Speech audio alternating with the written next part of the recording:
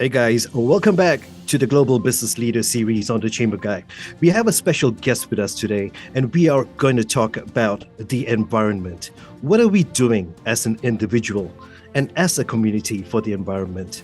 There's a global movement now with a multitude of nations working towards sustainable growth and environmental protection. Let's look at UAE for a second. As one of the most modern and open economies in the world, UAE has emerged among the best places in the world to deliver business services to companies from around the globe. Along with its rapid economic development, the UAE also faces environmental challenges as per many other developed countries today. In January this year, the president of the UAE said that 2023 will be the year of sustainability. And this statement alone proves UAE's commitment to pushing action for the 2030 Agenda of Sustainable Development and the Sustainable Development Goals that are based on the United Nations Millennium Development Goals. What does this mean for the Emirates as they move toward more sustainable growth, and what are the key areas of concern when dealing with this task at hand? Will there be any adverse impact on the economy? To walk us through this challenge that they are facing, we have with us today Mrs. Habiba Al-Marashi, the co-founder and chairlady of the Emirates Environmental Group, or EEG as they are referred to. Mrs. Habiba, thank you for joining us. Thank you very much for having me. I look forward to this session. Let us now explore the EEG's role as a professional working group that strives to support the UAE's move toward sustainable growth through necessary actions. Mrs. Habiba, can you give us a brief background on the Emirates Environmental Group and also about its mission in the UAE? Thank you very much. Emirates Environmental Group is the first environmental body established in the United Arab Emirates as a non-government organization in 1991. And we set about with a group of individuals from different ethnic backgrounds, but with one common goal, and that's to do something positive for the environment. And we set ourselves, and our main mission is to raise awareness amongst the different sectors of the society, not only raising awareness about environmental issues, but actually encourage proactiveness in taking the right and necessary steps to protect the environment under the means that is available to us. So we have, how do we go about it? We have developed a cluster of different programs that feeds into these objectives. Now, what are some of the biggest environmental challenges being faced by businesses in the UAE today? And how is the Emirates Environmental Group addressing these challenges? I think amongst the biggest challenges facing any business anywhere is the provision of resources required: energy, water, raw material, and the output of the waste from the operations and businesses and industries. Where do you secure the provision of your resources that you need to run your operations effectively and profitably? And what do you do with the output of the waste that is coming out from your operations? So what did we do as Emirates Environmental Group to deal with that? We always preach and deliver on conservation of resources, where we are talking about conservation of water, conservation of energy, how do we deal with waste, how do we reduce the amount of waste in the first place, how do we try to reuse the material, and then how do we recycle. The whole purpose is we want to encourage the organizations to think creatively and innovatively in dealing with the limited and finite resources that are at our disposal. Today, with the efficiency of provision of these resources, because of globalization, because of the high level of extraction of these materials, we have even lost the view of where these resources are coming from. We think, oh, it's coming from the company that we are dealing with, our supplier will provide it for us. But then our supplier has to get it from somewhere. So I think things like the pandemic really highlighted the gaps that are there, the vulnerability of the systems that we have in place, and what we need to do to overcome this. There was a huge disruption in the supplies, in the supply chain, in the provision of raw material required, resulted into high inflation, resulted into scarcity of material required to produce. We saw shelves empty in the most advanced countries of the world.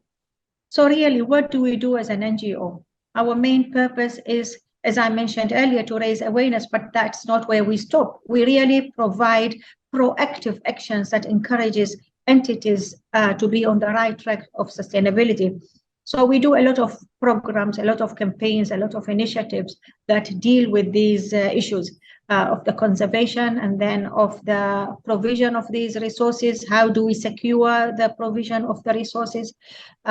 We are known for our very extensive waste management and recycling program on the national level, that we really deal with them. Today, we are very proud to say that at Emirates Environmental Group, we deal with 9 domestic solid waste material that are recycled here in the country and that are fed back into the production lines and into the industry. So we are slowly but surely contributing effectively to the concept of circular economy that the UAE is so earnestly pushing towards. Right. Could you, just to divert a little bit, could you give us an example or maybe 1 or 2 of these materials that are recycled? Absolutely. I will take, for example, aluminium recycling. Aluminium recycling is the first community-based program that we rolled out back in 1997. And we have never looked back. We target all sectors of the society with particular focus on the hospitality sector, the restaurants, the eateries, because this is where the labor camps, because this is where the catering companies as well, because this is where we see the biggest amount of consumption and production of this material comes from, or this waste stream comes from. So the raising of awareness is to reduce the amount of consumption of these resources. But once that it has been consumed, it has to be given to us, rinsed, cleaned, crushed, so that, we can take it nicely, cleanly to the factory. We have local factories that take it, melt it, decolor it and everything, and pour it into cubes, ingots, and becomes raw material, very high quality raw material with purity of 99.99%. And it becomes a raw material like any other metal, is very valuable. And it is sold either in the local market or sold internationally.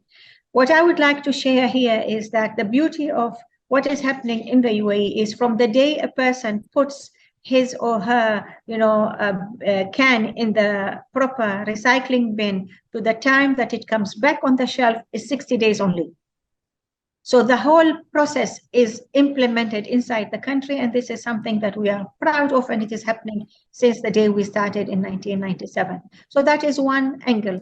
Why we focus on aluminium? Aluminium is a very valuable raw material.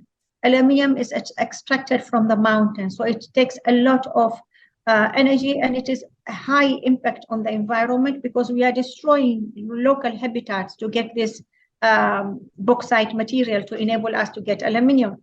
But when we have so much aluminium already circulating in the market around the globe, why don't we benefit from this raw material that we can recycle it forever and it will never lose any of its characteristics? But what will happen actually in the process is we will stop messing around with the natural environment. We will leave the habitat for the wildlife to thrive. At the same time, this material, once we put it in the recycling loop, we're actually saving 95% of the energy that we would require otherwise if we are to extract it from its original source. We save a quarter of the water required to produce it as well. 3/4 of the water. So we are only using 1/4 of the amount of water required. So you can see the huge savings that are happening all around this particular material. Now, this is only one of the materials. We do paper recycling, we do glass recycling, we do mobiles, we do plastic, of course, we do electronic waste, we do metal scrap, and we have just rolled out tin recycling. So 9 solid materials that we engage the different sectors of the society, whether you are talking about the industries and businesses, whether you are talking about families, you are talking about academia, you are talking about individuals and students, we have them all. That's really good to know. Now, can you tell us, as a group, tell us a little bit more about your collaboration with the government as well as some of the other organizations that you work with when it comes to advancing environmental sustainability in the UAE. Thank you very much. That's a very good question. Really, when we started in 1991, our slogan was "Together for a Better Environment." This was a very important message that we wanted to get it out there. That environmental protection is not a solo thing. Environmental protection needs all of us together. So that's the message, together for a better environment. And we work collectively in effective partnership. And I think this is one of the traits of our success, is our ability to forge lasting and effective partnership with the different sectors of the society. So we have very strong partnerships and collaboration with different government bodies on the local level as well as on the federal level. All our programs, you will find either 1 or 2 or 3 government entities on board, or sometimes all the government entities on board, like the Clean Up UAE, for example. Clean Up UAE, which is a nationwide campaign that we've been doing it for the last 22 years. It is held under the patronage of the Ministry of Climate Change and Environment, supported by other ministries, supported by all the local bodies that are dealing with management of the environment in that particular emirate. So it's a huge undertaking. We deal with all the police across the country. We deal with all the civil defense across the country. We deal with the healthcare sector across the country. So you can see the scale and size and effective collaboration. Who is our second partner in this journey? We have identified from the beginning, and we have mapped the private sector as our solid strategic partner in delivering on all our promises and on our objectives. So we work with the private sector very, very closely as supporters, as actual participant, as expert pool that we need to pull the resources that are out there. So we work with them collaboratively the whole time. But who is our target audience mainly? Our focus and target audience and the main purpose of establishing Emirates Environmental Group is to target the future generation. So we are very focused on the youth and on the student community. That's why we have a beautiful cluster of very solid, well-structured, well-strategized educational programs throughout the year that targets and engage with the different age groups of the students. One of our valid and very popular educational program is the Inter-College Environmental Public Speaking Competition, which covers the Arab countries, not only the UAE. So this is the reach and the scale of the work that we do on the ground. Thank you so much for that. Allow me to digress a little bit here again. Is there any enforcement action being taken in the UAE with regards to environmental protection? Indeed. Don't forget the UAE is a young country. It became a country, the United Arab Emirates, in 1971. So we are just 51 years old. So we are evolving and we are developing as we are moving along. Of course, our legal infrastructure is still evolving, still developing as we speak, and it will take time until we mature, until we cover all aspects.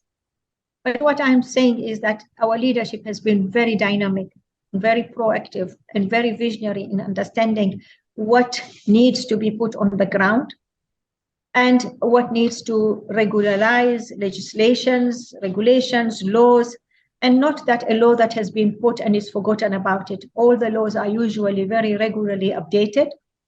New versions come up to deal with the changing of the circumstances and changing of the environment and the things that come up along the path of sustainability that we are all trotting on. So yes, we do have strong regulations and legislations, but my point has always been, we can have the best laws, best legislations and regulation, but they will not be effective if we do not have qualified human capacity trained to ensure the implementation, enforcement, and follow-up of these laws and regulations. Exactly. Exactly. Right now, I would like to ask you to tell us about a particularly challenging initiative that the Emirates Environmental Group has worked on and how it was successfully rolled out. Really, this is a question that opens for me so many memories and so many things. So we were the first body of its kind to be established in the United Arab Emirates. We are not an association or a society. We are a group, and that is exactly what we started as, a group of people comprising of different nationalities, different age groups, different backgrounds, but united in our common goal of wanting to do good for the environment and the society. So we did not have, even when we started, the template, the infrastructure that can absorb us or adopt us and provide us a legal platform to function. So that was one of our biggest challenge, to provide the right type of template that will work for us. And we worked with relevant government bodies. I must say it took years, okay, until it has evolved into something that is workable on both sides. The template that we developed as Emirates Environmental Group, which is a membership-based organization, a not-for-profit, with accounts audited, with board of directors, with executive committee, is a model now that is being implemented and followed across the country. So we have set the trend and we have put that structure in place. So that was one of our first challenges, but then it became a very beautiful thing that has enabled other entities to come, like the Arabia CSR Network, the Emirates Green Building Council, Clean Energy Business Council, and quite others as well. So this is one of the challenges. The other challenge that we faced, of course, in the years of our establishment, and we continue to face till today, is the finances. Being independent, standalone bodies, we do not get finances from the government entities per se. We do not get any funding from international bodies, being told that the UAE is a rich country. So we had to devise ways of bringing finances to the organization to enable us to deliver and to enable us to stand alone and be independent. So one of the model that we put across and we rolled out was the membership, inviting the corporates to join us as members, and it became a good sort of contract between us and the private sector. It's a give and take, it's not a one-way.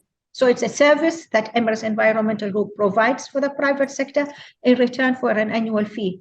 Again, this model now has been followed by all the other entities that you see them in the country. So we are a membership-based organization. This is where the challenges lie, is that majority of the organization do not realize the importance of joining this kind of platforms, of supporting actually this kind of movements on the ground to enable us to deal and deliver effectively and proactively. They think, that concept of supporting, that concept of necessity of being part of this societal movement is not there yet in the corporate culture. Okay. Number two, the first signs of any slowdown, economic crisis, the first thing they do is they withdraw from this membership. And we've seen that in 2008. And we've seen that strangely during COVID-19. And I wonder, what did COVID-19 have to do with entities withdrawing their membership from community-based organization and civil society sector? But that is the sad truth that we have on the ground. And I'm not talking about small organizations and startups. I'm talking about giants in the market. I'm talking about multinational organizations that their annual profit is more than GDPs of countries. So it's really a shame, but this is the culture that it unfortunately is in this part of the world.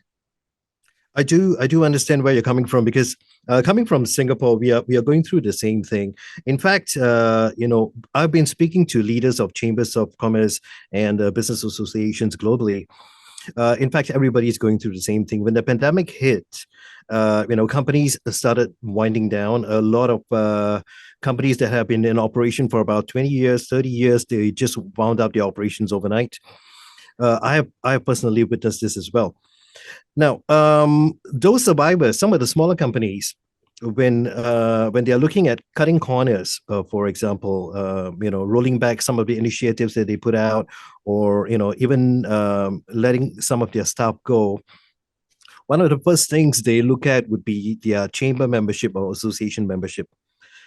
Because you see, most of these people, they have actually taken up this membership with the hope that they will be able to go attend meetings, go attend seminars and networking sessions and meet more people. But unfortunately, with the lockdown and with the restrictions that came into play, they were not able to do that. So what they did was, hey, you know what? For the next 2 years, I'm not going to be able to network. So why am I paying so much for a chamber membership? So I'll just hold back on that one. This was an issue, and that's the reason why we set up Gochambers, because we wanted to help chambers of commerce and associations and groups like you get your members back. That Yes, is our objective, actually. yes. You Thank know, you, and I appreciate it very much, really. And I believe it will play a very effective role when entities understand the value added of them being close to the society, of having a bridge that connects them with the society, of having a pulse of what matters in the society, of how do they position their brand within the society. And this is really what NGOs provide. I mean, during the 3 years of the COVID and the lockdown, we never stopped any single program. We never stopped it. And that is something that nobody else has managed to achieve here. Alhamdulillah, and we are very proud of that. We carried all our programs effectively, efficiently, to the time, to the date that we have set up. We just switched from physical to virtual, and our programs continued unabated. Issues eased. The environment was saved. We came back to the physical. We just conducted 2 days ago one of our beautiful platform, which is the panel discussions. It's a very strong intellectual platform that really there's a lot of knowledge, information that is disseminated. I'm not talking about general knowledge. I'm talking about specific issues that are of pertinent importance to the private sector, to the government institutions, to the academia. that's really good to know. Now, let's talk a little bit about COP28. UAE is the host of COP28 this year. And Yes. to what extent is the EEG contributing to the preparation for that conference? I'm very proud to say that we are part of the social fabric of the United Arab Emirates. And we have built our reputation over the course of 30 years in the quality, in the time, in the standards of deliverables of our programs, and on our ability to bring the latest, whether it is a challenge or whether it is a solution, to the fore, and highlight the issues that needs our attention on different levels, from the institutional level, from the legislative body, to the individual level in implementation wise. So we have been heavily engaged, and we have been invited by all the relevant government bodies in being involved in the preparation. So whether these are national dialogue sessions that are taking place, these are committees that are taking place, the sustainability. I'm a member of the sustainability expert group that has been formed by the government of the leadership of Abu Dhabi for the year of sustainability. So we are very nicely involved in different levels and in different aspects of the preparation. We have reached out to the relevant federal government bodies, as well as the local government bodies that are involved in this program. And the way we have distributed our programs throughout the year, there will be quite a few of our programs that will fall during the period of the COP28. And we are nicely, as you say, plugging in with the COP28. One of them is the intercollege that I mentioned. The thing that we are doing it differently this year will be that it will not only be open for the Arab countries, it will be open for the world. Every single country that will be participating in COP28 we expect a team from that country to come and participate in this competition. So inshallah, that will be part of the programs that we are looking forward to organize. We have our Clean UAE, which takes place usually from the 5th of December till the 15th of December. So that will be nicely starting during the COP28, and we invite everyone to join us in conducting that. We did a special one this year in the month of February in building up the road to COP28, and we took Sheikh Mohammed bin Zayed Road all over the country, and we conducted a beautiful nationwide cleanup activity to say this will be the road that people will be taking it to Expo for the COP28. So we are shedding light and focusing on what needs to be done, that this country should be sparkling and spotless during, as it is usually, but it should continue to do so, particularly during COP28 period. So that will only be possible with the support and active participation of every single individual human being living in this country to be part and parcel of this whole process. And what you have started, it will not stop. Inshallah, this is just the tip of the iceberg. Absolutely, absolutely. And with that question, we have come to the end of this part. I would like to thank you, Mrs. Habiba. Thank you very much, Michael, for having me online and for asking good questions. Thank you. Hey guys, you have just heard from Mrs. Habiba Al-Marashi, the co-founder and chairlady of the Emirates Environmental Group. We have come to the end of part one of this really informative chat. When we come back in part two, we will discuss the role played by the EEG in post-pandemic recovery. And as a bonus, Mrs. Habiba will share with us her vision for the future as we launch toward a truly sustainable world for our children and the generations to come. The contact details of the Emirates Environmental Group can be found below. Do drop them a line if you have any questions, or if you feel compelled to join in their activities, or even if you just want to let them know that they are doing an amazing job. I'm sure they'll be happy to hear from you. So leave your comments below and remember to hit that subscribe button. I'll see you in part two. Stay with us.